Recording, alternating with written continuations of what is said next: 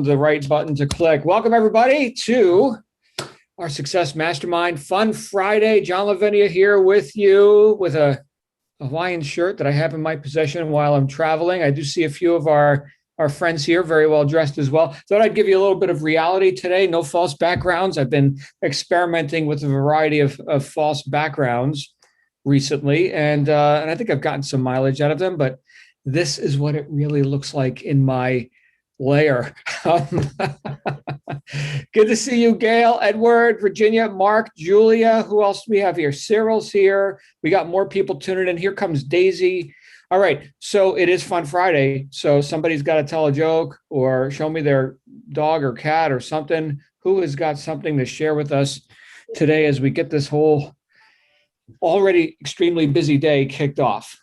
Edward, I got a joke. Please. All right. Did you hear about the guy who got a blood transfusion? No. Yeah, it was all in vain. There you go. I got one more. Come on. Did you hear about the guy who got paralyzed on the left side of his body? No, I didn't. He's all right now. He's all right. Mark liked that. That's good. Thank you, Edward, and thanks for keeping it rated G, because we got kids that tune in here sometimes. Anybody else with something you'd like to bring to the table? I got one there, John. Hey, Mark. Great shirt, by the way. Yeah, thank you very much. Yeah. Okay, I just started a business where we specialize in weighing tiny objects. It's a small scale operation. Too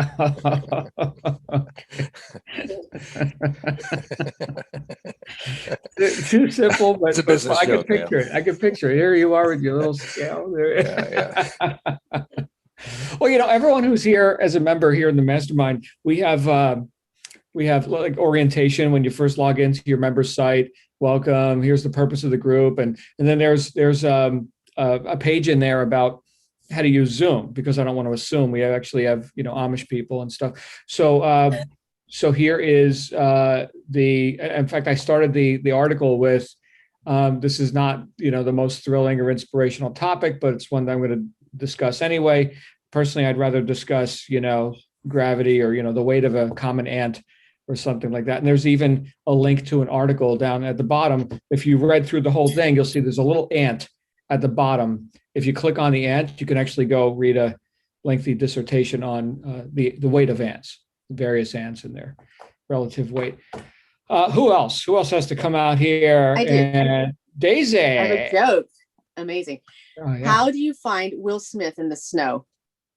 I don't know. You look for Fresh Prince. Oh, Fresh Prince. That's a good one. Yeah. That guy's been in so many movies, good movies too. I Robot, and what was it? What was the one with where he was like based on a true story? He was becoming successful after much hardship, Pursuit of Happiness, right? Yeah, that guy can act. I think Men in Black is probably one of my favorites with him. So good stuff. Anybody else come out here today? I got one more, John. Yeah, come on, Mark. All right, so let me pull it up here. What sort of money do you need if you want to start your own landscaping business? I don't know. A hedge fund. Oh, you know what? That's good and relevant considering our modern times and what's been going on in the market and all that. That's great. Good stuff. All right, everyone. Well done. Well done. So we're going to have a fun conversation today. For those who are wondering why the crowd is light today, is because we got a lot of people involved in businesses. We got conflicting schedules. As soon as I'm done with this, I'm going to be jumping on to another meeting, packed today already. But I had this idea that I thought I'd share, and I'd love, since we have an intimate crowd here today, perhaps we can do round robin, go around the table. Everybody can give their input on this. But it's something that I noticed that I've been doing and attempting to remember to do more often. And that is, it's a principle that I've shared with people before. I think all of you, in fact, I know all of you I've shared this principle with. Let me give you the quote that I base it on. Johann Goethe, Goethe, the great German philosopher, he said, if I treat you as you are, I'll make you worse. But if I treat you as though you are that which you could become, I help you become that. Okay, so what are we doing here when we're dealing with people? By the way, this works for ourselves too. I know we've done a lot in the area of affirmation, visualization, considerations about our goals, our outcomes, our ideal self, and all this, right? So let's bring this right home. Let's start with ourselves.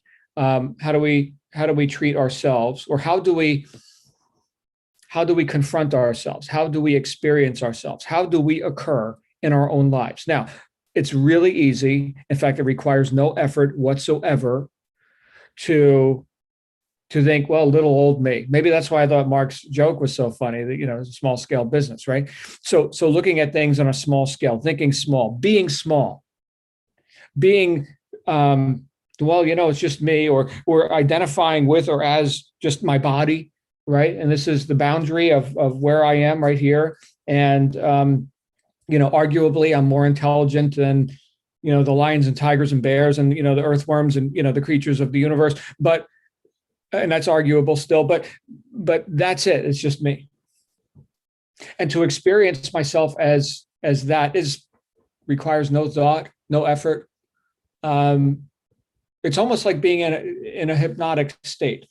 So I've studied a lot in terms of, we're getting into like spiritual philosophy here. Okay. But I've studied a lot in terms of like scripture, Eastern thought, Western thought, and the idea that you are not your body keeps showing up.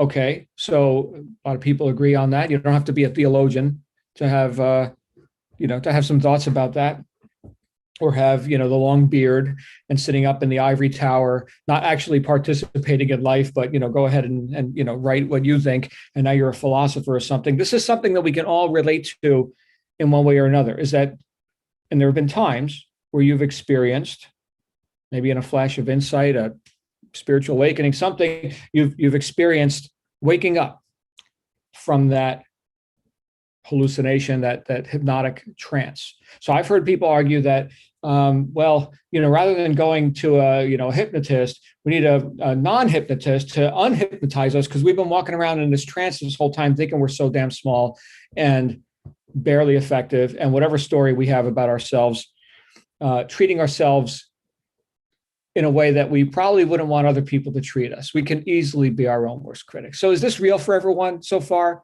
Are you picking up what I'm laying down here? Okay, good. So if that's how we treat ourselves, okay, now let's look at how we experience others, because we get to do that, right? Assuming we're not sitting there growing our beard, sitting in a cave or an ivory tower or something. We're doing this whole life in society, commerce, business, right? Relationships, stuff, right? The world. So assuming we're doing that, and I think we all are, how do we allow others to occur in our lives?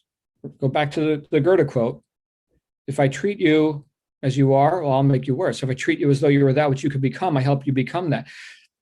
So the recognition, if you recognize such things, I'm not here to force, my beliefs on you. You can do what you like with this, but the recognition that we're something bigger than what we just walk around thinking of ourselves as all day. Can we also not then see that others are bigger than they appear? That ostensibly, oh, here's a person. Okay, great. I guess better than confronting, a saber-toothed cat or something. All right, so sometimes, right? We can recognize what that thing is. That's a person. Okay, they're just like me in some ways. And one way that they could be just like me, if I'm willing to perceive them as such, is a powerful being.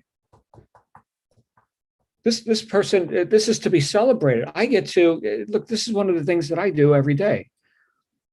I'm very fortunate. I get to hang out with you guys, right? I see Gail here, right? Gail was the first one on after me today, and not only does she have, wisdom and years of experience in various things, okay, but beyond all that, beyond the body, beyond even the jokes that she tells, funny or not, right? Beyond all that, here's this powerful being. I don't want to get too lofty with you here today, but if I perceive, I was about to say her, but now we're talking about something that transcends male, female, bodies, earth, whatever. If I perceive that, which I'm identifying as Gail, as this powerful being, then I think I'm fulfilling the idea that Goethe talked about, which is to recognize people as their possibility, as their potential, as their bigger, higher, greater self, rather than just the image, that's presented to me whilst in this hypnotic trance. Oh, look, there's that finite, little being over there. No, big being. So if we can remember this for ourselves, right? And this is, I know we've read a lot of books on, different approaches to this, right? Science of Getting Rich, right? It's the power of thought, right? We're actually using the mental faculty of thought to remember, really, and to induce a higher level of understanding, a higher level of understanding of what we're actually capable of, These limitations we place on ourselves, we've read many reminders about this as well, assuming you've been participating in our book studies and things like that. There are plenty of things which would suggest or put us back into that hypnotic state of forgetting how powerful we actually are. So if I can recognize that for myself, can I also recognize that for other people? And this is, I know we're all engaged in business in some form here, right? We got a lot of entrepreneurial people on here. This is something that has made me a pile of money. So I'm telling you, not with an ulterior motive, here's how you make money, okay? But I'll just tell you that if you do this, you'll make more money, okay? So in the space that I operate in, with courses and coaching and consulting and things like this, I'm confronted all the time with people who initially want to be small. I've got a problem, they say. They may not use those words, but they've got problems. And who doesn't, right? It's part of the wonders of life on planet Earth, baby. You get to solve problems. Okay, so I've got a problem. And one of these problems, give you one example, one of these problems could be, I need to earn more money. They've made an assessment based on their own taking inventory of their life and lifestyle that they would like to be more prosperous in terms of physical world, money, and lifestyle, and what have you. Okay, great. And perhaps I've got an opportunity for them to start a business, to create some sort of enterprise to bring in more revenue. But it's not an effortless or free, experience, right? Everybody in business, that there's things you got to invest in. Some of us are tens of thousands of dollars into inventory for e-commerce stuff. Some people have, there's a variety of investments that you could make into your own enterprise. And so here is, I'm confronting a person who is identifying themselves with or as their problem. And back to the Goethe quote, if I treat you as you are, I make you worse. All right, so now I got two choices I can make here. One, I can validate your limitations, your problem, and we can sit here and talk about your problem. And a lot of people like to do that because, you get sympathy and agreement and, oh, yeah, you're such a victim, right? And I'm not here to say that the problems aren't real, but what we validate expands, right? So how much more real do we want to make that? How much more do we want that to persist? Great question, right? Now, I don't say all this when I'm having a conversation with someone, but I'll acknowledge, okay, that's where you've been, that's the past. That's good news, right? Those are the fruits of the decisions you made yesterday for whatever it's worth, which based on your assessment is not much. Okay, so that's fine, but that's done, right? That's the past. Okay, so where are we going? And my ability to kind of hit the reset button and stop seeing that person as just their limitations or their past allows them to also, if they're willing to come along for a little ride here with me, to look into the future, to also hit that reset button and to start thinking in terms of possibilities. Like, what do you want? We've got this beautiful intellect where one of our mental faculties is perception. Another one is reason. These are very useful things, by the way. And one thing that we can perceive is the contrast between what we want and what we don't want. A lot of people, if they've been focused on what they don't want, they just keep thinking on that. Here's all the problems. Okay, well, what if we just stopped thinking about that just for a minute? Or since, you know what, since it's so easy to think about that, let's just consider what the opposite of that would be. So yes, I get that. That's very real. This is a big turd. It sucks. And okay, great. So we're nothing vague about what we don't want. We're unvague about that. All right, what would be the opposite of that? I'm not saying that's even real right now. I'm just saying that there is such a thing as an opposite, right? There's this law of polarity, right? Positive, negative, up, down, left, right, right? Okay, great. So there must be another side of that coin. What would that be, right? Since we're so damn clear about our limitations, our problem, what would be the opposite of that? And again, this is not something that I may say directly, although if I'm actually, counseling someone on, hitting that reset button deliberately, their mindset and all that, this is definitely what I would be talking about. And so we just go ahead and have another consideration. Another consideration would be, oh, that would be the opposite of that. I ran around with some auto suggestion, some affirmation, which I didn't even know I was saying to myself. Actually, I could hear it come out of my mouth sometimes. I don't have enough time, or I have no time. And then I realized, what would be the opposite of that? Well, I have plenty of time, which sounds like a lie to me right now. But what if I did have plenty of time? What would that look like? When I started getting mental image pictures of what it's like to have plenty of time, which led to another idea. Well, I can accomplish anything, right? If I got plenty of time, well, that means I can accomplish anything. Because the reason I was griping about not having enough time is because I wasn't accomplishing the things I wanted to accomplish. And you know what? I guess the reality is, see, now I'm looking for evidence. The reality is that I've got the same amount of time as everybody else, 24 hours, right? I don't know how many units of those 24 hours I'm going to get. So okay, if other people are accomplishing things that I say I want to accomplish and they've got the same amount of time as I do, I guess I've got plenty of time because I got the same amount of time as them. See, I'm selling it to myself. I'm selling the opposite of my problem to myself. I'm now finding evidence to validate that which I want instead of that which I just sit around and bitch and gripe about and ask you to agree with me about how I'm such a damn victim. So can I also do that for other people? Yeah. Can you do that for other people? Yeah. What happens when you help someone lift themselves up? Do you think they're more or less inclined to participate, to transact, to hang around with you? You guys remember reading the Science of Getting Rich, the impression of increase, the impression of increase. So the amount of words that I've just uttered that have just fallen from my mouth are way, way, way, way, way more than what it would take for you to impress someone with increase. In other words, the amount of time we've just spent together is way in excess of how long it takes for you to impress someone with increase, with many fewer words. Consider that. But what's required to do that is that you do in fact consider it, that you do in fact consider that if you treat this other person as though they are that which they could become, that you're actually helping them become that. In other words, you've got to be motivated to do this. And it's not for selfish reasons. Yes, you'll make more money. Yes, you will. Okay, but it's not for that. That's the byproduct.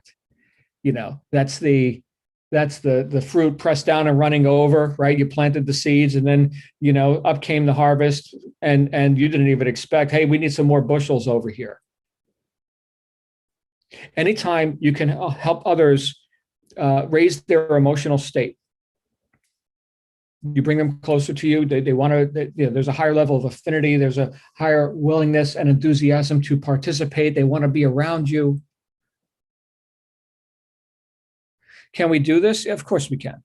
It takes a little bit of a deliberate, I would say, reminder, a reminder. There's one of my favorite words. Remember, John, remember who you are. And remember who this person is. Remember who Mark is. Remember who Julia is. Not just Julia. Powerful being. Powerful. Right? Can we start seeing people as that? Now, there are some people who will argue and, in fact, to die for their problems. Can't help those who aren't willing to be helped, right? And you could be a good example and they could, follow you or not, right? There are people who rebel in a state of well, rebellion against things or people that are more resourceful than they are. In other words, they've rejected success philosophies and things that could better themselves because they've so completely identified with at this time, so completely identified with their problem or being a victim or how not caused they are, how life is happening to them. We just read this in T. Harv Ecker's book. We're on the next 7 for our book study group. We're on the next 7 wealth files. So we went through files 1 through 7 this past week. And what was the one? This was, I think it was wealth file number 1. If I recall, the order of them are not that important, but let me give you this first wealth file here. Let's see, this is right from, here it is. Wealth file number 1, my memory serves. Rich people believe I create my life. Poor people believe life happens to me. There it is. That's the very first precept in the whole book. And this isn't like a new truth or something. It's not like, Harv discovered, a new universe or whatever, right? It's the same. We're just observing what is. Quite obviously, what is. So can we now observe the not so obvious, or that which is obfuscated by the act that we all put on of it's just me, little old me with my small scale business, right? Can we look beyond appearances and see people as their potential rather than their problems? Some people make this easier than others. But that's my consideration for you all here today and for myself, right? Because this is something I got to remember too. My daughter, she's 10 years old. Sometimes she likes to cause a little bit of a ruckus, right? But I know she's capable of keeping order, right? So can I treat her as that? I mean, that's why I don't believe in punishment, right? What am I punishing? Who am I punishing? This great being, this immensely powerful being, and punishing that person now? Oh, give them some education, right? And in the case of like a parenting situation, right? Here's the ramifications of or the consequences of the actions that you were responsible for taking. Now the house is a wreck. Now you can't use your phone for the rest of the day, right? Clean the house, right? So that's just putting in some order, some discipline. I think discipline's a wonderful thing. I could use some, right? I could use more. That's freaking awesome. Mark, you know all about this. You talked about that with us yesterday, right? All these protocols and actions that your life actually depended on, like when you're doing the Marine Corps thing. Look, guys, this is huge. And yeah, there's also an argument we could have about this. What about people who mean to do us harm, mean to do us wrong? Huge conversation, which we're not going to be able to, cover today. I'm not giving you, the entire, 10 million volume set of human psychology, but just a consideration for yourself, right? Because what part of this whole experience of you interacting with people and doing business and all this, what part of that can you take responsibility for and cause the impression of increase in the lives of others? But it's got to start with you, right? You can't be a turd and see everybody else as amazing and huge potential. You have to recognize that you're part of that whole deal too, right? So if you can start seeing it in yourself, you can see it in other people too. That's my thought for you today. And I would love to hear your thoughts on these lofty and spiritual topics. Who would like to come out here first? Let's see here. We got Ali. Hi, Ali. Good to see you. Hello. Hey. So lovely to see you and everyone. Yeah, what was coming up for me was how amazing it is when you start looking at people through those eyes of their bigger being and their higher being, and that when someone does something wrong to you, then you can not be upset by it because you see that it's something, that it's their issue and that their higher being they're just not connected to that, to their higher being. And so therefore it's not a personal thing, it's not an issue. So I think it just helps your whole outlook in dealing with people when you focus on their bigger being. Does that make sense? Yeah, it's a completely different experience. Yeah, it is transformative, I think. Yeah. You're dealing with difficult people as well. Isn't that something? Like somebody is, let's say that here I am, I'm your client, your customer, your problem, right? And I'm giving you all my problems, right? Oh, woe is me and all this. And it doesn't stick to you. It doesn't stick to you because you see past all that, the noise coming out of my mouth. And wow, this person just needs to like create some order in their mind and in their, experience. Order. We're putting in order and it feels good. That's it. So thank you, Ali, for being that in the lives of people. And you couldn't do that if you weren't doing that for yourself to whatever degree you are. Right. So I honor you. I'm really glad you're here with us in this group. Yeah. And I love your smile. Thank you. Hey, we got Mark and Virginia and Nicola and Mandy. Here come all the peoples. Hi, Mark. John, thanks. I'm rather enjoying this topic this morning. There were a couple of things that came to mind. As soon as you said discipline, I had two thoughts to that.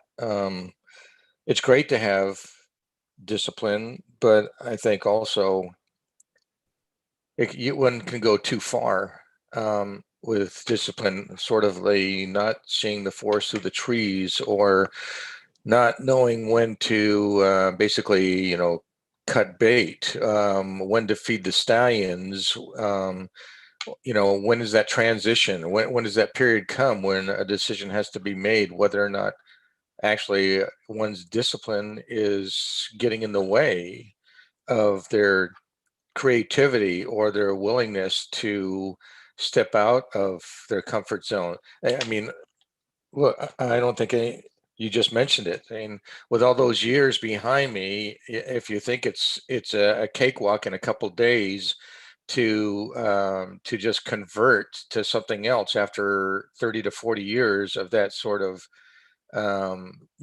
doctrine or philosophical approach to things.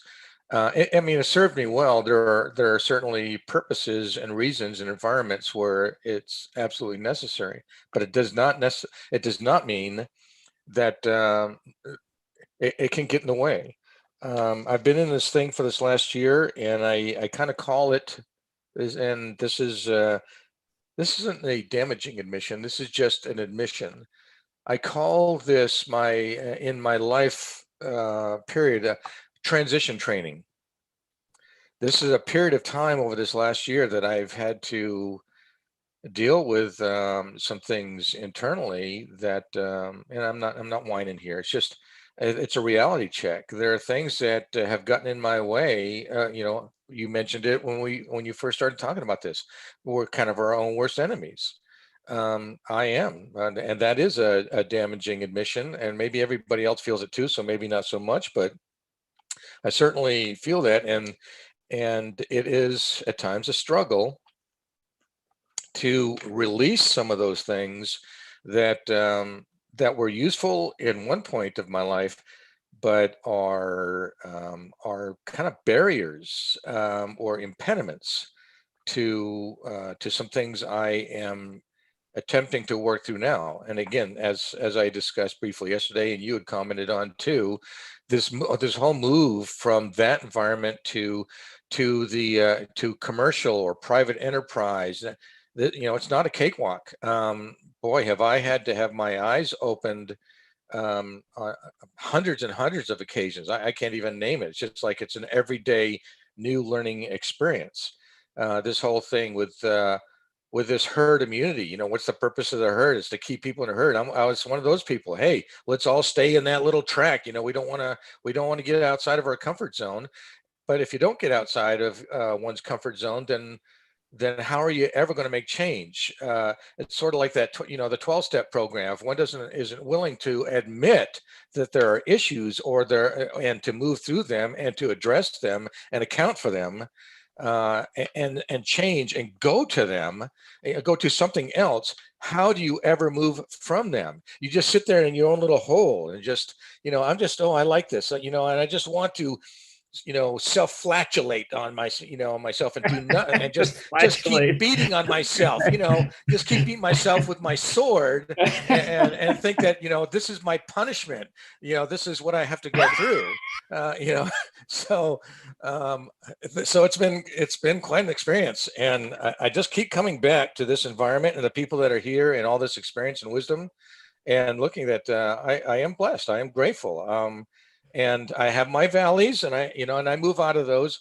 But I absolutely acknowledge that without this forum, or this last year and 3 months or 4 months, or whatever it is now, that I just wouldn't, and it's taking time. I'm not perfect yet. I'm not there, I'm not where I want to be, which is actually good because it compels me to keep moving forward and keep pushing and keep educating myself and keep learning and keep being open and doing this transition training for myself to improve. So I just going to keep at it, and it is happening.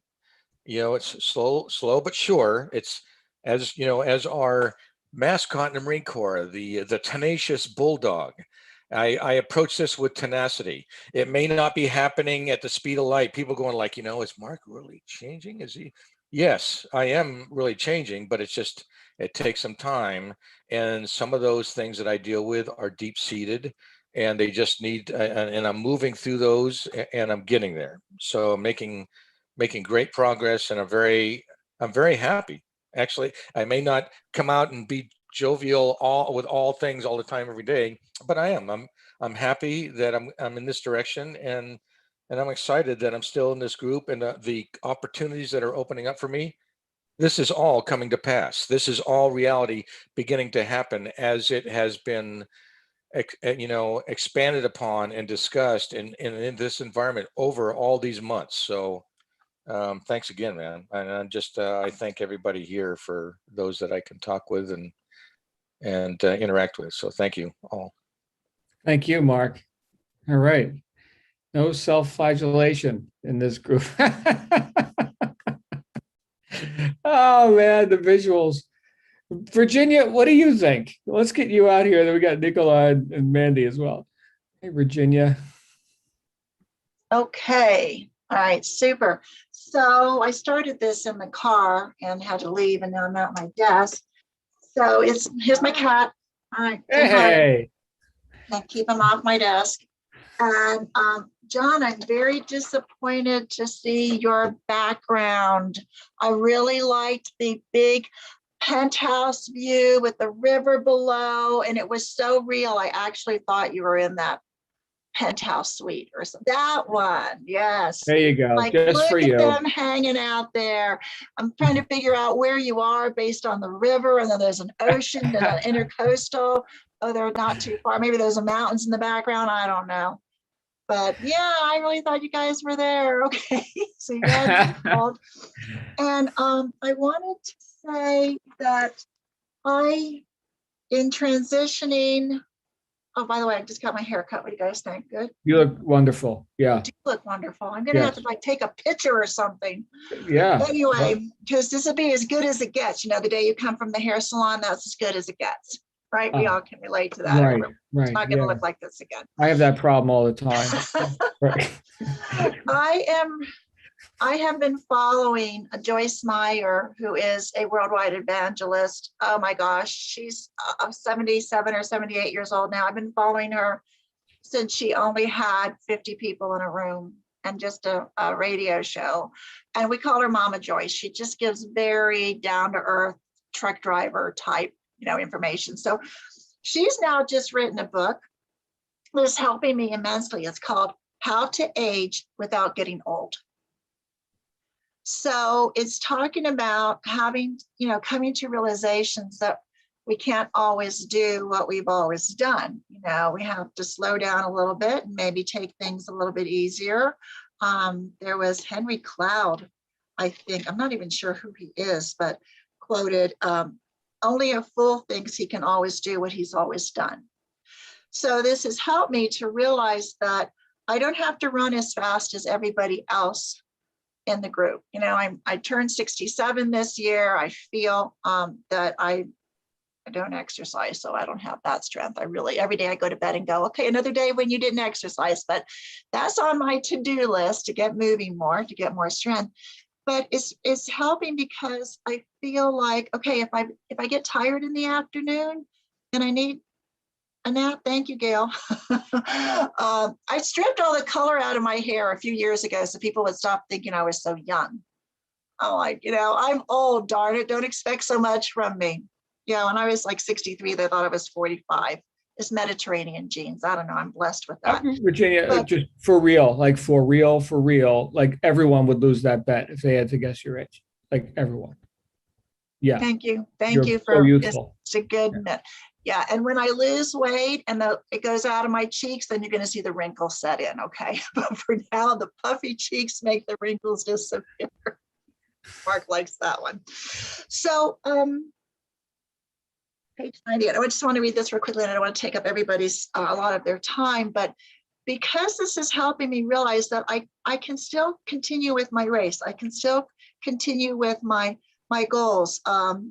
There's a paragraph in here that says part of aging gracefully is not taking yourself too seriously, because you will probably do some things that are very funny and not even realize you are doing them. And as you start preparing yourself now for your later years, plan to have a good attitude. Expect them to be a wonderful time in your life. Look forward to what God has for you in that season. And this also rang true because as I've been putting my head in my hands, doing my corporate job, going, I just can't do this anymore. That is a confirmation when you hear yourself complaining about all you have to do and there's not enough time, or saying, I just can't keep doing this. It's a sign that something needs to change. Mm. You may not be the only one who needs to face reality, but be willing to make changes. And also he says, and some people might not want to refer to this as God. They might say the universe, the law of attraction, whatever. If they want you to do something specific, he will always make a way for us to do it. He provides everything we need, from the desire to do it, the strength, energy, and finances. So that's going to come into my life and into our lives as we're focusing with a definitive of purpose. Is that how Napoleon Hill says it? Definiteness. Thank you. Definiteness of purpose on what we want. These things will come to us, and we have to just, those of us in the group who are older, realize that it might just take a little longer, but just keep doing it. We don't need to be running 100 miles an hour and feeling like we have to keep up with everything. I mean, I started Shannon's brain dump Excel spreadsheet, and I've got like 4 sheets and 20 columns. I'm like, oh gosh, I got to get this stuff checked off, done. But it's okay. It will happen.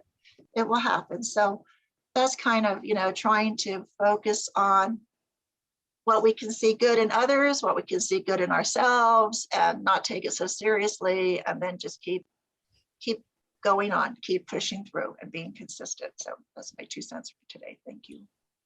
Awesome. Virginia, we're going to go to Nicola and Mandy, but if I could just offer this one thing, and I know we've talked about this before, do the thing you want to do least first. So if you've been practicing avoidance with like just getting active and like running down the street or something, like do that. Very small, small gradient kind of stuff, like one block or something, which is infinitely better than 0, infinitely better. Yeah. Is that called Eat Fantastic. That Frog? Is it called Eat That Frog? Yeah, I think it was Brian Tracy did something like that. That was his bit, right? Was that Brian Tracy? Perhaps. I think so.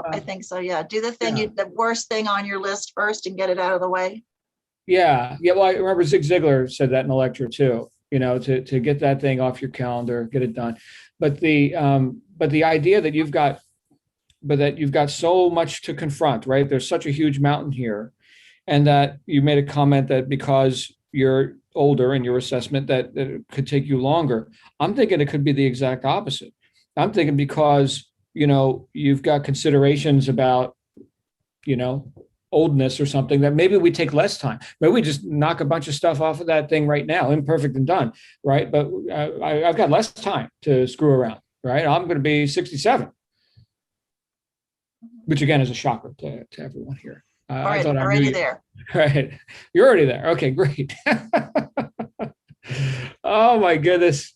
Virginia, you are awesome. Let's go to Nicola. I'm sure Nicola's got some, she's got some enlightening stuff that's about to come out of her mouth. And then we're going to hear from Mandy. Hey, Nicola. You can tell where my mind's been going. Well, first of all, I need to know what cream Virginia's using. Wow. Your skin is I use amazing. Mary Kay since 1987 and some other products, but Mary Kay. Right. Yeah, God, this is quite a deep one, John, for it's Friday night for me over here. It's nearly 6 o'clock on a Friday night. I should be pouring a gin soon, but my mind's gone somewhere else. But this is good timing. What's kind of coming up for me is it was at your earlier point, body, mind, and soul is what's coming up for me, which is I don't really know where I'm going with this, but body is something we can all see. It's physical. We know our limitations. We know where we need to strengthen it. That I think we're quite comfortable in. We know it. We understand it. Mind is something, it isn't physical, but we know our thoughts. We know we have a mind. We understand when thoughts come and go. And we understand that's where a lot of our limitations are as well. They're in the mind. For me, the bit that is harder to, this is probably what you were getting at, is we are more than just a body and a mind. We are a soul as well. And our soul is the side of us, I think that's harder to put into perspective, because we can't, it's not thought that we can, where am I going with this? Yeah, it's not a body, it's not a thought. We know it exists. It's a bit like creativity, creativity exists, but you can't touch it and feel it and see it. But it's there. And for me, if I don't connect with my soul or my higher self, and I neglect it, it affects your body and your mind and your entire life. And I've felt that this week because I haven't. And I know I've been off balance a lot of the week. And it's an area of ourselves I think we all neglect, because you can't see it and feel it and touch it as easy. But we also know that that's where our true inner desires are. That's where our true self lies. That's, if we connect with our soul, that answers all of the questions and the problems that we have in life. And like I think Ali said earlier, we can see through other people's limitations when we start to connect with their soul as well. So I guess what I'm getting to is it's so important that we maintain that connection with our soul, and we all do it in different ways, and meditation is one way to do that, getting out in nature is other ways, but that's where our true desires lie. That's where our true self lies, and it's so important to connect with that non-physical side of ourselves. And I think that's what you were saying earlier, is see the light in other people, and I think that's probably what you're referring to. The light is your soul, really. And who knows, at some point in the future, it might get to a point where you can actually see that energy that somebody gives off, and that energy is their soul, and you see their light and you see their aura. I know some people probably can do that now, but it's such an important part of us that I just think a lot of us tend to neglect, because it's the easiest one to neglect, but it affects us the most. So well, thank you, Nicola. I think everything you just said had an impact on a lot of people here. For those who don't know, Nicola does like a group meditation, a half hour or so each Tuesday, right? So she's very much interested in connecting in that way. But a couple other things, which I think we're talking semantics here. But connecting with your soul, to me, seems like a misnomer, because that's, if I consider who am I really, right? Well, the soul, the being, the observer, the source of that impulse of intent or intention, right? So, and I have a mind and I use the body, right? So remember, like we've talked about what I called 3 magic words in my first book, right? Be, do, and have. So be, so it's not like I'm connecting with my soul. I'm just just being, right? It's the being. It's not, oh, I need to go find my soul, right? It's like there was a comic strip, like the fish in the water. Do you think there's even such a thing as water? And like they're in it, like the whole experience. So it's not looking without, it's looking within. So that's the being, right? And then the doing, right? I'm using the thought, right? So I have a mind that I'm working with thought, right? That's an energy, right? And then the having is, oh, look, here's effect right here, right? This body thing, tables, computers, right? Stuff. Okay, right? So that acknowledgement that Nicola just brought up, if we look at it like I've got to go find something that I'm not already, I think that's where we miss it. It's the acknowledgement of I already am. What is the this is like biblical stuff, right? So Moses is on the hill, and who shall I say, has commanded these things? I am.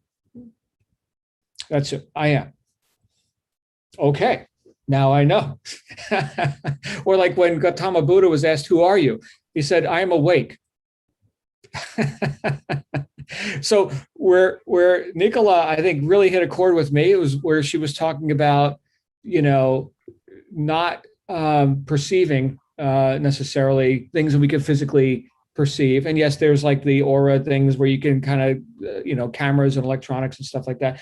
I don't, for whatever it's worth, I don't know. But think of the words there, right? Finite, like there's a start and stop. There's definite, finite quantities and things like that. And then not finite, infinite.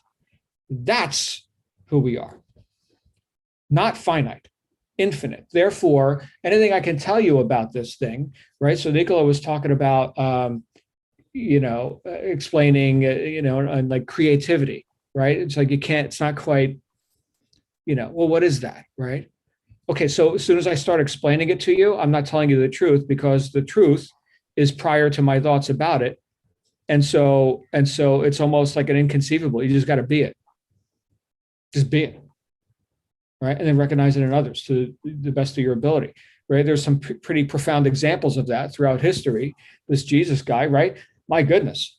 Right. Yeah. All these illusions of limitation. Yeah. Let me show you what's next. Right. Water to wine and fish and loaves and Lazarus. And okay. So much for the illusion. Right. Here's the truth.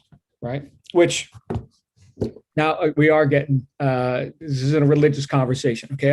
I like to look at examples that have executed way beyond, what I've personally experienced, at least while I'm walking around doing this John thing.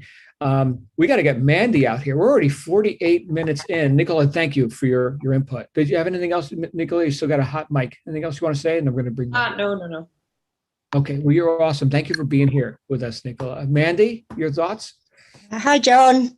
There's been some really good topics this week, and I love this one. I have got quite a bit on it. So much came up for me on this one. I've got about 3 things, so bear with me. I'll try not to use the next 10 minutes on it. I think that goes back to the quote that you gave, and about playing small, and about what he says about, so if you treat people as they are, you'll make them worse. But if you treat them as they are to become, then they'll become that. And I think it was in Stephen Covey's book.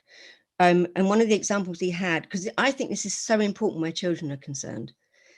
And you talked about Trinity, but in one of the books, I think it was Steve Covey, there was basically 2 groups of children doing an English class. And at the beginning of term, they got them mixed up. And the top group was accidentally put into the bottom group, or the top kids were, and the bottom kids were put into the top group. And they didn't remember, they didn't know, nobody knew. So the teachers thought that the top group they were teaching were the top group. So they taught them as they would teach the top group. And the bottom ones who were the top group were now taught as the bottom group. After about 7 weeks or so, they realized what they'd done. And they just thought, well, let's test them. So they tested them. And the kids that were in the group that had been taught as if they were clever had really improved their game. They were really good at it. And the ones at the bottom had gone backwards, even though they were really clever, because of the way they were being taught and the way they were being understood. And that is so true of kids. And sometimes with kids that aren't very good, they put them in a bottom class, but they also give them the worst teacher in the school. They give them a better teacher in the school, and they have the growth mindset for them, the belief that they can be more than what they are, and those children will just do so well. You know, it was so true what you said. Yeah. So that was the first. Isn't that awesome? Yeah. There's a real world example of what we validate. We get more of that, right? So you kids are stupid. And okay, so we just said that that's valid. We're authorities, of course. And so now let's see what you do. And their stats go down, right? Yeah. And these other kids, oh man, you guys are on it. Stats go up. Wow. Yeah. Yeah. And they say that if you teach a kid or a child as if they want to learn, and the ones that get told they're stupid and everything else, they're the ones that don't, because they believe it, don't they? But the ones that taught, yeah, you're great, we're going to teach you, we're going to help you, they're the ones that do better. But also in the last book, and I don't mean this to be a book study, but so the one we're reading now, welfare number 4 is that rich people think they're big and poor people think they're small. So, and he explains in there that it goes down to supply, demand, quality, and quantity. So quantity is how many people do you want to serve? So he's saying, do you want to serve 20? Do you want to serve 50? Do you want to serve 500? Or whatever, but think big, because rich people are thinking big. So they're thinking, no, I want to do the 5,000 or whatever. So when he put his stores in, he wanted 100 stores. Right at the beginning, he'd already decided he was going to go and open 100 stores, which he did. His competitor opened 1 store because that was all they wanted. She got comfortable, he got rich. And it is all about the limiting beliefs that hold us all back and everything else. And that if you keep with the limiting beliefs, then you'll continue to think small because you're scared to move yourself forward. So it's about moving yourself forward by trying. And we've all talked about our limiting beliefs about not feeling good enough and everything else. And then there's one more thing. So, and we spoke about this recently, probably yesterday. A little while back, you said, think about an avatar, think about your other avatar of who you would want to be, of who is the person who's the opposite to you. So I did that, and I came up with somebody called Elizabeth.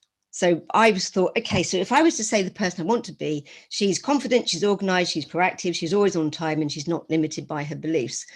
And you keep that person in your head, and it's not easy. You have to remember that is the person you want to be. And if you treat yourself as the person you're looking to become, then you can become that person, because you know that's the person you can be if you get all these limiting beliefs out of your head.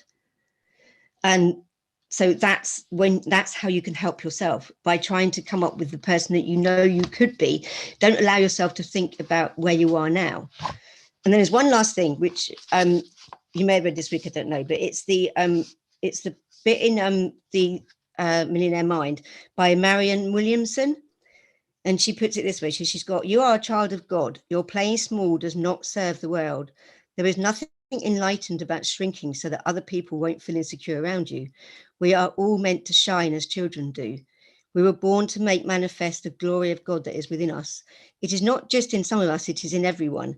And as we let our own light shine, we unconsciously give other people permission to do the same. As we are liberated from our own fear, our presence automatically liberates others. And it's the last bit that I really love. You know, if you let yourself shine, then you help other people to shine as well. Mm. So the message is, like you said, don't play small. Try, you know, we're in here. Let's be the best people that we can be and allow ourselves to be that. Beautiful. Thank you, Mandy. And I think something Mandy said may be a great tip for everyone. And that is that, you know, when we consider our ideal self, that we, through the power of autosuggestion, what we tell ourselves about ourselves all day long, right, through affirmation, through whatever device or mechanism, reminder, fine, but it's the innermost belief about who we are that actually supplants the dwelling or the habit of dwelling on our limitations, things that we, you know, considered about ourselves yesterday. So a lot of times people attempt to force out of their mind, don't think about that, don't think about that. Okay, well, I'm just thinking about how I shouldn't, and I don't, and right. So all those negatives, right? So rather than fighting yourself, right, where are we going? So there's the clarity through contrast. it's way more inspirational to move toward what we want than just out of what we don't want, right? So we find that those old programs fall away from our personality easily and effortlessly when we know who we are. The only thing that I find a little weird is the, Elizabeth thing. I would say if you're really identifying as Elizabeth, we should start calling you that. Okay. So. I don't. Well, you could, but. I love you, Maggie. You're awesome. Hey, Elizabeth, Edward, come on out here. Edward, we've got Edward. Go ahead, man. This is awesome. You guys just evoke just all kind of feelings from these discussions, John. I was just thinking about the word big and bigger, okay? Because that's what you were talking about being a bigger person, a bigger, kind of like you said, comparison through contrast and the evolution of who you can become. All that was in the Napoleon Hill's work, back in the 1920s and 30s. And, it's really, if you think about it, being bigger destroys procrastination, destroys delay, destroys being out of integrity, destroys inconsistency, destroys doubt and unbelief. It makes you your best self at all times. Being bigger allows you to have more flow and more vibration and more connected to source. Being bigger allows you to understand that, like the Bible verse says, greater is he that is in you than he that is in the world. The world itself is coming at you to bring you down, to take you away from that vibration, that source energy that exists for you. And you walking in that is what this whole mastermind is about. It's every book we read is about you becoming more connected to the bigger self that you already are, but you got to realize who that person is. And, the avatar scenario, it's just so poignant, because what it does, it lets you see where you are, and you just got to grasp it. You got to grab it. You got to be bigger. And being bigger is a mantra that I'm going to hold on to from this point on. So I appreciate that. Thank you so much for your insights. Thank you, Edward. So glad you're here, my friend. All right, we got one more hand up, and it is an encore performance from Allie. Come on out, Allison. Yeah, just quickly, just from what we've been talking about. I'm watching this. I don't know if anyone's watching it. It's a series on Netflix called Away, and it's out of this world. It's about a group of astronauts going to Mars. But there's one moment where the captain, the commander of the spaceship, is crying because she's leaving her husband and her daughter, and they're going away for 3 years to be the first humans on Mars. And so she's crying because it's the last time she's going to be able to connect with them. And one of the other crew members come in, and they're very composed. And she says, "How do you do it? How are you so composed?" And she said, "You're focusing on the wrong direction." Said, "Don't look back at what you're leaving. Look at where you're going. You're going to Mars. You're going to be the first human being on Mars. And your family will be so proud. And so your future includes, where you're going includes your family. But rather than looking behind, look ahead and look at the big, massive picture." And yeah, that was quite appropriate. Think big, look ahead, look forward, and not back. Wow, there you go. Anybody want to go to Mars? I hear it sucks. It's cold. There's almost no air. Thank you, Allie. All right, we're at the top of the hour. I will be with you all here again at 6 p.m. We wrap up our week at 6 p.m. Eastern with Be Heard. But between now and then, we have the 3 p.m. Integrative Health with Therese, who is Therese here with us right now? She is. Oh my goodness, Therese, what are we doing today on Integrative Health? Hi, everyone. Happy Friday. Hi, John. Thank you. Today is part 2 of 3 really amazing products you should have in your refrigerator at all times. And I'll probably recap briefly from last week and continue. So hopefully you can all make it. Fantastic. Thank you, Therese. Thank you. All right. And look, if you're watching this on YouTube or Facebook or something and you're not a full-fledged member of the JL Success Mastermind, let us end the suffering. Please stop abusing yourself like this. Go to jlsuccessmastermind.com. Get yourself a 2-week trial. You'll love it. Guaranteed. Okay, so that's that. We are at the top of the hour. I'm going to stop talking now. I will